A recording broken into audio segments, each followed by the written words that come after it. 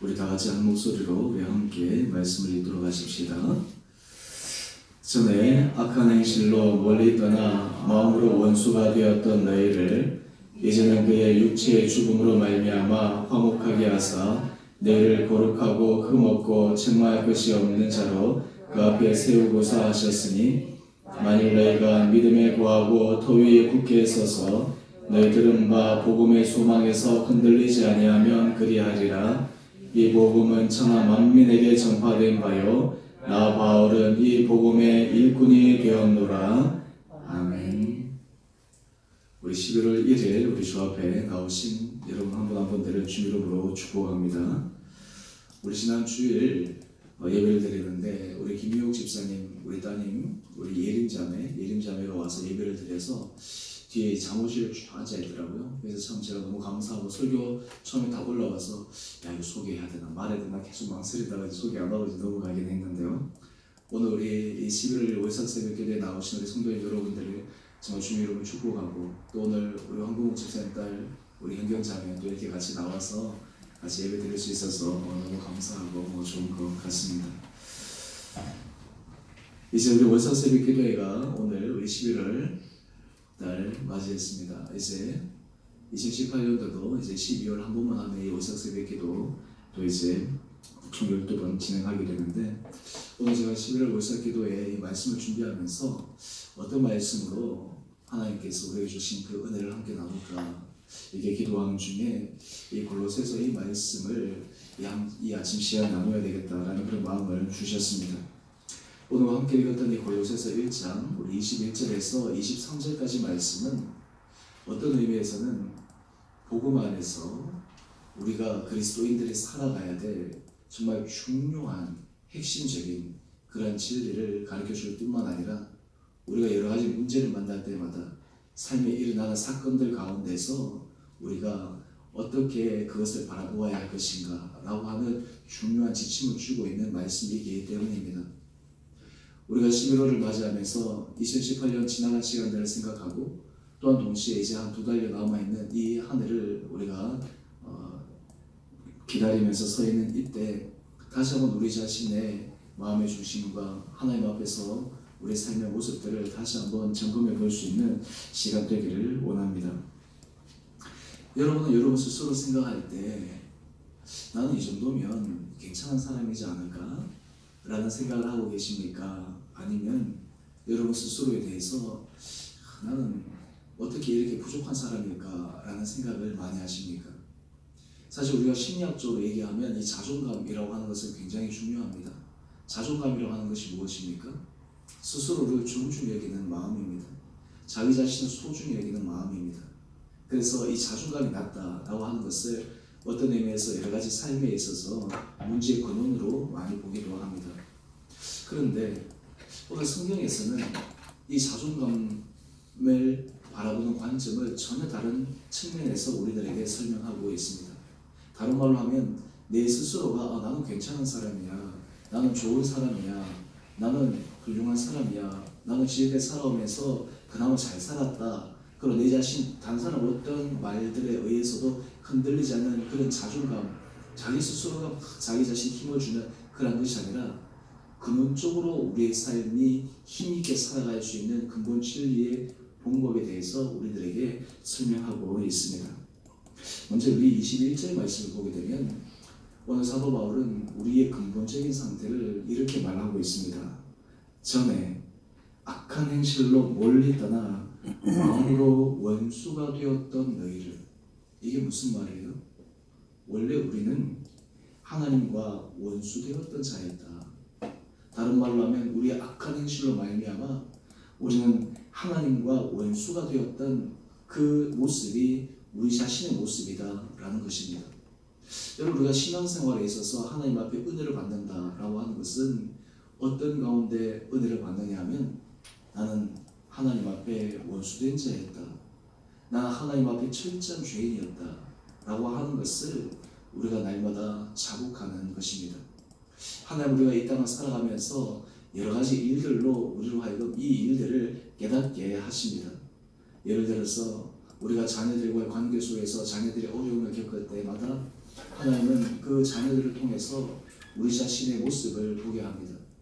여러 가지 사건들 가운데서 내가 생각하고 내가 예상하지 못했던 그런 문제들이 일어날 때마다 그 자신의 모습을 보게 합니다. 그래서 우리가 신앙 가운데 있어서 하나님의 은혜를 만난 사람은 자기 자신의 모습을 깊게 성찰하는 사람입니다. 하나님의 은혜 자리에 우리가 더 깊게 서지 못하는 사람들은 나를 바라보기보다는 상대방을 바라보게 됩니다.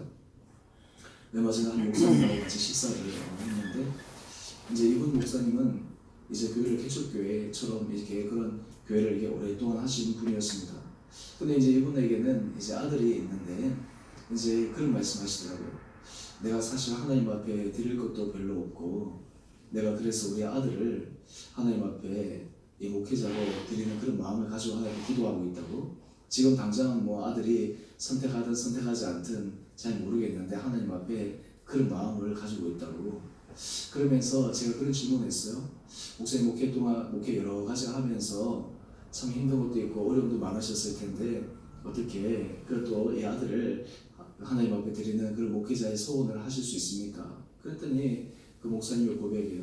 생각해보면 내가 참 이 목사의 자리로 서 있는 것만으로도 하나님의 놀라운 은혜입니다. 말씀을 읽고 말씀 묵상하면 묵상할수록 내가 정말 하나님 앞에 얼마나 큰 죄인인가라고 하는 것을 더 느낍니다.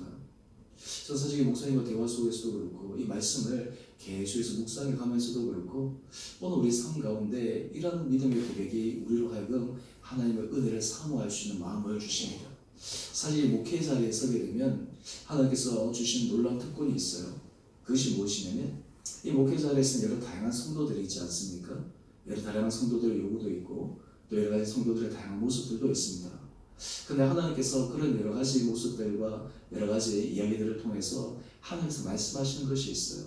그것이 무엇이냐면 목회자는 하나님 앞에서 자기 자신을 철저하게 바라보게 합니다. 내가 참 하나님 앞에서 어떠한 존재인가? 내가 하나님 앞에서 어떠한 부족한 사람인가? 사실은 우리가 삶을 살아가다 보면 하나님 앞에서 이런 마음의 중심을 가지고 나가고 하는 것이 굉장히 소중합니다. 자, 여러분, 우리가 하나님 앞에서 하나님 저는 죄인입니다. 하나님 나는 참 부족한 자입니다. 난 하나님 앞에 원수된 자입니다. 라고 이렇게 고백을 하는데 그러면 하나님은 우리를 향해서 어떻게 말씀하고 계실까? 라고 하는 거예요. 여러분 세상에서 관계 속에서 나는 죄인입니다. 나는 잘못했습니다.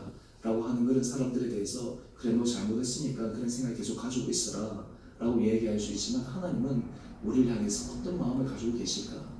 오늘 이것이 자존감보다 더 중요한 복음의 진리입니다. 우리 22절 말씀입니다. 우리 22절 말씀 우리 다 같이 한 목소리로 함께 읽어봅시다. 시작. 말미암아 화목하게 하사 너희를 거룩하고 흠없고 책망할 것이 없는 자로 그 앞에 세우고자 하셨으니.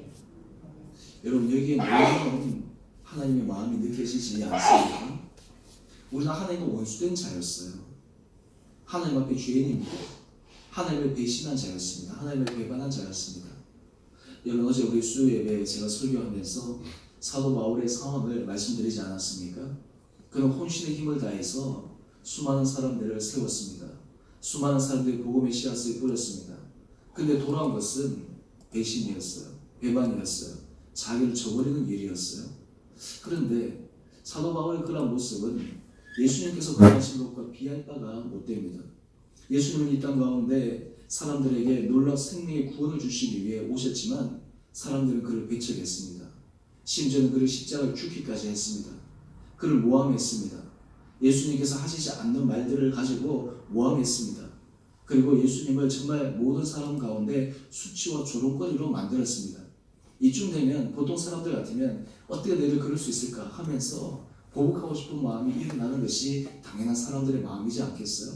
근데 하나님은 어떻게 하셨습니까? 끝까지 예수 그리스도를 통해 하나님께서 이 땅 모든 세상 사람들을 사랑하시는 것을 그 사랑을 자기 아들이 십자가의 죽으심을 통해 우리들에게 사랑의 사건, 사랑을 확증하여 주셨습니다. 근데 거기서 한 걸음 더 나가서 하나님께서 우리 한 사람 한 사람들이 가지고 계신 놀라운 뜻이 있어요. 그것이 무엇이냐면 예수 그리스도로 말미암아 우리가 하나님과 화목하게 한 다음 우리를 거룩한 삶의 부분으로 이끌어 가신대요. 흠없고 책망할 자, 책망할 것이 없는 자로 하나님 앞에 세우고자 하신대요. 우리를 하나님 앞에서 거룩한 자로 세우기를 원하신대요. 우리의 존재 자체가 하나님과 원수된 자였어요. 하나님 앞에 죄악의 문제로 우리 안에 여러 가지 타락한 마음들이 우리 가운데 있습니다. 그런데 하나님은 우리를 거룩한 자로 세우시는 그 하나님의 놀라운 구속의 은혜의 역사를 우리로 하여금 깨닫게 하십니다. 여러분, 우리가 성경에서 구속사정 사관이라고 하는 그런 관점이 있습니다. 이것을 쉽게 하면 이런 것입니다. 우리가 일어나는 모든 일은, 우리가 당면하는 모든 문제들은 하나님께서 우리를 거룩하게 하기 위한 과정으로 받아들이는 것. 다른 말로 하면 우리가 하나님의 은혜 가운데 설 수 있는 하나님의 자녀로서 우리가 제대로 세워지기 위해 모든 것을 바라보는 거예요.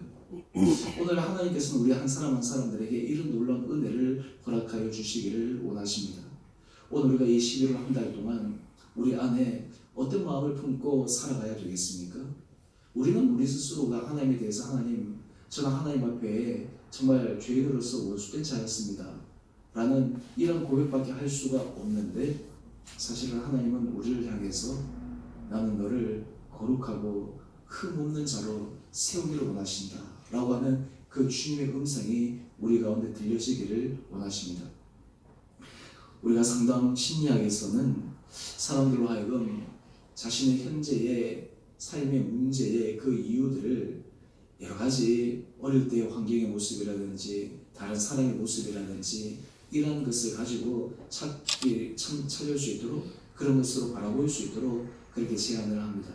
대상관계 이론 같은 경우에는 심지어는 아이가 태어나서 한 3세까지 그 첫 번째 그 아이를 돌보는 양육자와의 관계가 일평생 자녀들에게 영향을 미친다. 어떻게 보면 굉장히 맞는 말인데, 또 다른 한편으로 생각하면 내가 현재 이렇게 문제가 된 것은 내 탓이 아니고 누구 탓을 돌릴 수 있다는 거예요. 바로 나를 길러준, 나에게 준 그 양육자의 책임으로 돌린다라고 하는 거예요. 예를 들어서 내가 오늘 삶 가운데 여러 가지 문제가 일어나는 것들을 보게 되면, 내가 술 중독인 아버지, 또 그리고 이 가정에서 폭력이 일어나는 그런 가운데서 일어났기 때문에 내가 심적인 상처로 인해서 내가 이렇게 되었다. 다른 말로 하면 모든 것이 핑계가 누구에게 주어진다는 거예요. 외부 환경에 주어진다라고 하는 거예요. 그러다 보면 여기서 심각한 문제가 있을 수 있는데, 자기 자신이 결정하고 자기 자신이 선택하는 그것을 관가해버린다라고 하는 거예요. 어떻게 보면 순간적으로 위안을 받을 수는 있어요. 그런데 결과론적으로는 어떻게 됩니까? 자기 자신을 하나님 앞에 보일 수 있는 것을 놓쳐버리게 한다라고 하는 것이죠. 오늘 우리의 삶 가운데서 하나님은 우리로 하여금 우리 자신의 모습을 철저하게 보기를 원하십니다. 여러분, 은혜가 무엇입니까? 은혜는 하나님 앞에서 나를 보는 것이에요. 은혜는 하나님 앞에서 내 자신의 부족함을 하나님 앞에 드러내어서 가는 것입니다. 이 신앙의 놀라운 신비는요, 우리가 하나님 앞에 그런 부족함과 연약함을 들고 가면 들고 갈수록 그것을 통해서 하나님께서 우리들에게 은혜를 부어주시는 거예요. 하나님, 나는 하나님 앞에 의인입니다. 나는 하나님 앞에 떳떳합니다 라는 그러한 바리새인과 같은 그런 모습을 하나님께서 원하시는 것이 아니라, 세리처럼 하나님, 나는 죄인입니다, 나는 부족한 사람입니다 라고 하는 그런 모습으로 주님 앞에 들고 나갈 때 하나님께서 우리를 거룩하고 흠없는 자로 세우신다라고 하는 거예요. 이게 진리의 역설이라고 하는 것이죠. 내가 죄인이라고 하는 것을 철저하게 깨닫는 사람은 하나님의 거룩한 은혜 자리에 나갈 수가 있습니다. 하지만 내가 죄인이라고 하는 것을 고백하지 못하는 사람은 하나님의 거룩한 은혜 자리에 나갈 수가 없습니다. 여러분, 우리가 삶 가운데 부부관계도 그렇고 부모와 자녀관계도 그렇고 모든 부분에 있어서 하나님은 우리에게 이걸 보기를 원하십니다. 너 지금 일어나는 이런 여러 가지 문제들은 너 때문이야. 너 안에 있는 거야. 다른 사람에게 있는 것이 아니야. 너에게 있는 거야 라고 하는 것을 주님께서 우리들로 하여금 보게 하기를 원하십니다. 그때 비로소 하나님께서 우리 마음 가운데 놀라운 생명의 은혜를 부어주시는 통로가 일어난다라고 하는 거예요. 우리 마음 가운데 내 문제는 상관없고, 내가 문제가 아니라 당신이 문제다라고 하는 생각을 계속해서 가지고 있는 한 하나님의 은혜가 우리 가운데 들어오지 않습니다. 내 안에 하나님, 모든 문제는 내 안에 있습니다. 그럼에도 불구하고 하나님께서 나를 거룩한 자로 세우기를 원하십니다 라고 하는 이런 놀라운 믿음의 은혜 선포가 있을 때 하나님께서 우리를 능력의 말씀으로 세워줄 줄 믿습니다. 이렇게 할 때 하나님께서 우리들로 해야 될 중요한 마음가짐을 우리 23절 말씀을 함께 같이 읽어보겠습니다. 시작. 나는 너희가 믿음에 거하고 더 위에 굳게 서서 너희들과 복음의 소망에서 흔들리지 아니하면 그리하리라. 이 복음은 천하 만민에게 전파된 바요 나 바울은 복음의 일꾼이 되었노라. 아멘. 여기서 우리가 중요하게 보아야 될 부분이 있습니다. 그것이 무엇이냐면 복음 안에 한번 섰다고 해서 영원히 견고하게 설 수 없다라고 하는 거예요. 끊임없이 흔들린다라고 하는 거예요. 여러분, 우리가 신앙생활을 할 때 우리에게는 끊임없이 흔들릴 수밖에 없는 그런 일들에 직면하게 됩니다. 우리 마음이 흔들리고 우리 생각이 흔들리고 때로는 우리 마음에 의심도 들고 예수님의 제자 가운데 도마를 한번 생각해 보십시오. 그 많은 다른 제자들이 부활하신 예수님을 만났다라고 하는데 도마는 끝까지 믿지 않았어요. 내가 내 눈으로 보기 전에는, 내 손으로 만지기 전에는 믿지 못하겠다.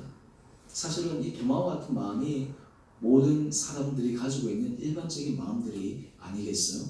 흔들리는 마음.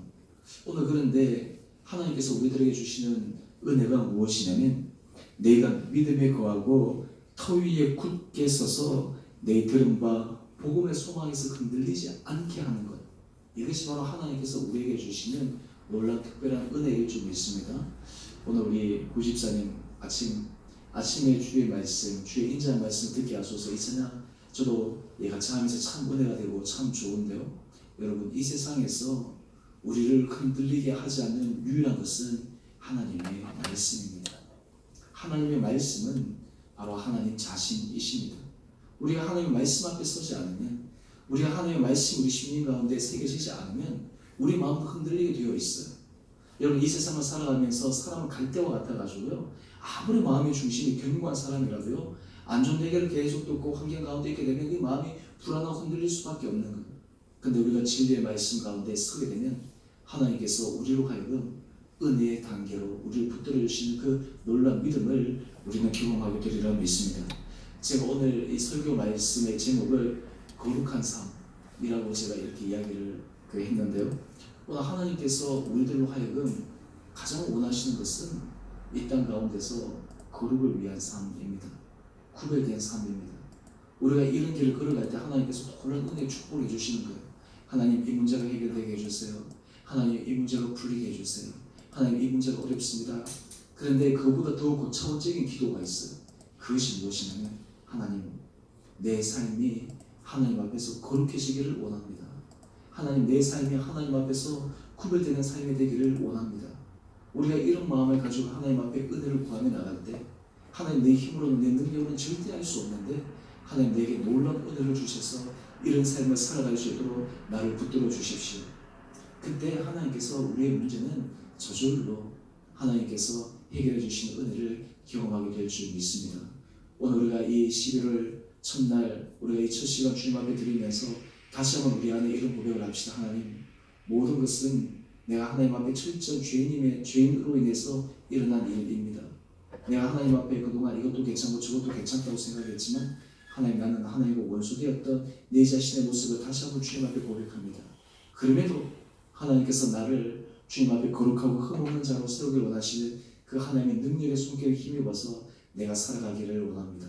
하나님, 이 한 달도 이 하루도 하나님께서 이런 은혜를 허락하여 주셔서 내가 하는 일들, 내가 만나는 사람들, 내가 당면한 일들 가운데 하나님께서 나를 조금씩 변화시켜주는 놀라운 은혜를 허락하여 주시옵소서. 제가 이 말씀만 드리고 설교를 마감하겠습니다. 여러분 인생에 있어서 가장 위대한 일은 하나님 앞에 내 자신이 변화되는 것입니다.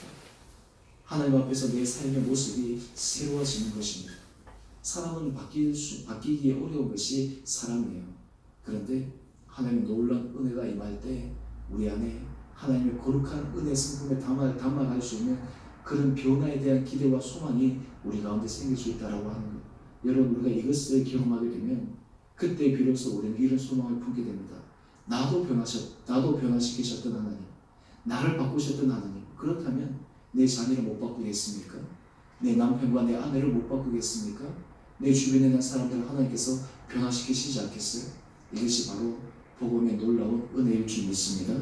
오늘 우리가 11월 우리가 이 한 달 이 첫 시간 우리가 맞이하면서 우리 마음 가운데 하나님, 내가 하나님께서 예수 그리스도를 통해서 허락하여 주신 거룩한 삶에 대한 열망과 이런 은혜를 내가 마음속에 보이자고 힘있게 달려갈 수 있는 복된 한 달 되어지기를 주님 앞에 은혜를 간구하며 살아가는 귀한 시간도 되어지시기를 주님의 이름으로 축원드립니다. 우리 함께